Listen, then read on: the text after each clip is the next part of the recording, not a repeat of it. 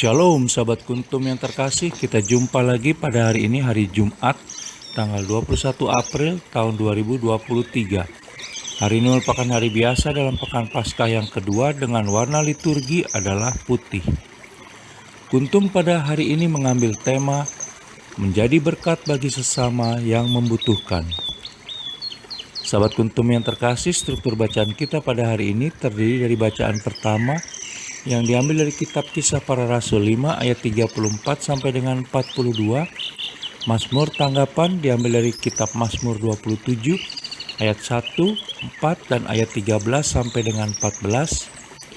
Bait pengantar Injil diambil dari Injil Matius 4 ayat 4b dan bacaan Injil pada hari ini diambil dari Injil Yohanes 6 ayat 1 sampai dengan 15.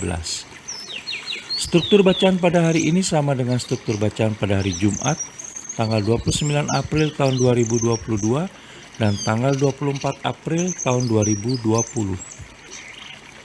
Baik sahabat kuntum yang terkasih, saya akan bacakan bacaan Injil kita pada hari ini yang diambil dari Injil Yohanes 6 ayat 1 sampai dengan 15. Yesus memberi makan 5.000 orang. Sesudah itu Yesus berangkat ke seberang danau Galilea, yaitu danau Tiberias. Orang banyak berbondong-bondong mengikuti dia karena mereka melihat mujizat-mujizat penyembuhan yang diadakannya terhadap orang-orang sakit. Dan Yesus naik ke atas gunung dan duduk di situ dengan murid-muridnya. Dan Paskah, hari raya orang Yahudi, sudah dekat. Ketika Yesus memandang sekelilingnya dan melihat bahwa orang banyak berbondong-bondong datang kepadanya, berkatalah ia kepada Filipus, "Di manakah kita akan membeli roti supaya mereka ini dapat makan?" Hal itu dikatakannya untuk mencobai dia, sebab ia sendiri tahu apa yang hendak dilakukannya. Jawab Filipus kepadanya, "Roti seharga 200 dinar tidak akan cukup untuk mereka ini, sekalipun masing-masing mendapat sepotong kecil saja." Seorang dari murid-muridnya, yaitu Andreas, saudara Simon Petrus, berkata kepadanya, "Di sini ada seorang anak yang mempunyai 5 roti jelai dan 2 ikan. Tetapi apakah artinya itu untuk orang sebanyak ini?" Kata Yesus, "Suruhlah orang-orang itu duduk. Adapun di tempat itu banyak rumput, maka duduklah orang-orang itu, kira-kira 5.000 laki-laki banyaknya." Lalu Yesus mengambil roti itu, mengucap syukur dan membagi-bagikannya kepada mereka yang duduk di situ. Demikian juga dibuatnya dengan ikan-ikan itu sebanyak yang mereka kehendaki. Dan setelah mereka kenyang, ia berkata kepada murid-muridnya, "Kumpulkanlah potongan-potongan yang lebih supaya tidak ada yang terbuang." Maka mereka pun mengumpulkannya dan mengisi 12 bakul penuh dengan potongan-potongan dari kelima roti jelai yang lebih setelah orang makan. Ketika orang-orang itu melihat mujizat yang telah diadakannya, mereka berkata, "Dia ini adalah benar-benar nabi yang akan datang ke dalam dunia." Karena Yesus tahu bahwa mereka hendak datang dan hendak membawa dia dengan paksa untuk menjadikan dia raja, ia menyingkir pula ke gunung seorang diri.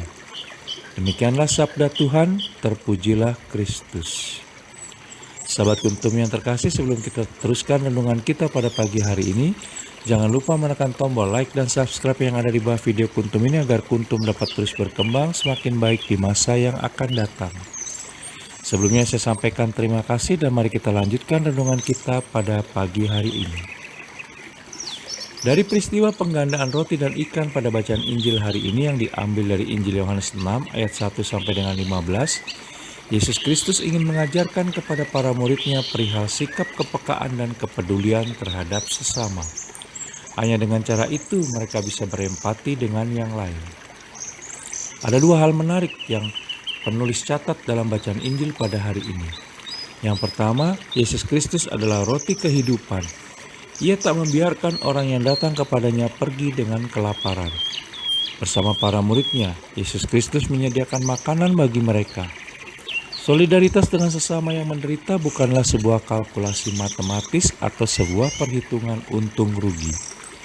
Solidaritas dengan sesama berarti kesediaan untuk memberi diri meskipun sedang dalam kekurangan. Pemberian yang dilandasi dengan ketulusan akan melahirkan rasa syukur. Pertanyaan Yesus Kristus dalam bacaan Injil pada hari ini pun diajukan kepada kita, yaitu di manakah kita akan membeli roti supaya mereka ini dapat makan. Yohanes 6 ayat 5. Kekurangan tak boleh menjadi alasan bagi kita untuk tidak berbagi. Yesus Kristus pun akan mengatakan hal yang sama kepada kita. Kamu harus memberi mereka makan. Injil Markus 6 ayat 37a. Saat ini di tengah masa pandemi COVID-19 yang tengah melanda dunia, kita pun diajak oleh Yesus Kristus untuk memiliki kepekaan terhadap sesama, khususnya pada mereka yang terkena dampak pandemi COVID-19.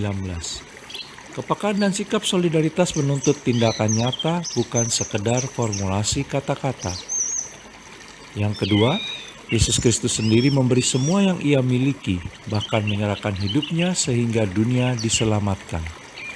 Belajar dari keteladanan yang diperlihatkan Yesus Kristus tersebut, maka apabila kita ingin menyaksikan mukjizat Allah Tritunggal Maha Kudus terjadi atas diri kita dan juga orang banyak, apabila ingin diri kita dipakai Allah Tritunggal Maha Kudus menjadi saluran berkat, maka beranilah memberikan apa yang ada pada diri kita untuk dipakai sepenuhnya oleh Allah Tritunggal Maha Kudus bagi sesama.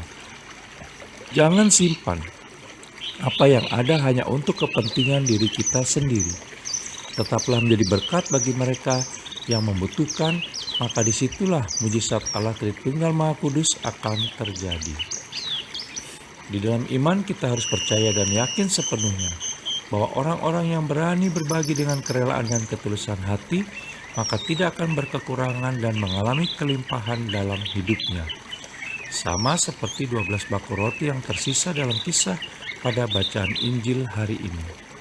Agar bila tiba saatnya nanti, sebelum kita menutup mata untuk selamanya, kita bisa berdendang dengan penuh sukacita. Bila saatnya nanti ku tak berdaya lagi, hidup ini sudah jadi berkah.